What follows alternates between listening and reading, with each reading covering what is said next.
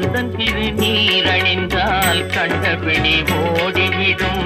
குந்தகங்கள் மாறி இன்பம் குடும்பத்தை நாடி வரும். கந்தன் திருநீரணிந்தால் கண்டபிடி ஓடிவிடும். குந்தகங்கள் மாறி இன்பம் குடும்பத்தை நாடி